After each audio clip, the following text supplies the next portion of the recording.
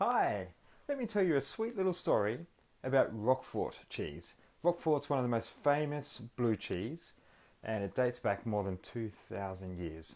Okay, so we're the south of France in the area of Roquefort where there's lots of caves, and this legend has it that this young lad was eating his lunch of bread and cheese. He saw a beautiful girl in the distance. Abandoning his meal in the nearby cave, he ran to meet the girl.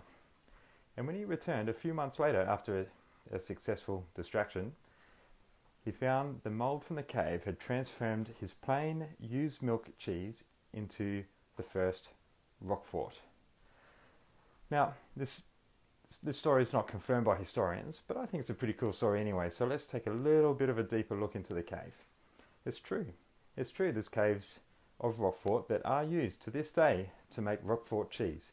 It's a perfect environment, temperature, humidity, etc. And the blue mold, well, the scientific name for that is Penicillium roqueforti. So it's a close family. The cheese, the caves, the mold, they all share the name Roquefort. Roquefort also gives its name to an English covers band, but that's another story for another day.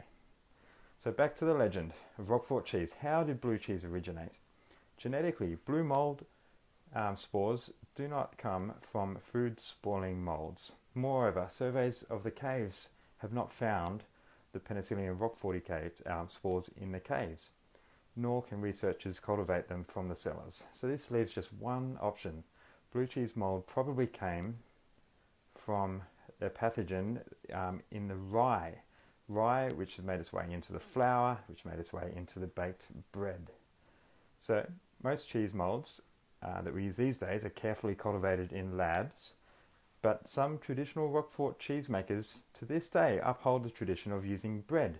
What they do is they get loaves of the local rye bread, baked specially for the purpose, and at the start of the cheese making season, which is around February, they put this bread in the caves for 70 days to dry out and become all moldy. Then they grind it up into a fine powder and put a little bit of this powder into the cheese making recipe.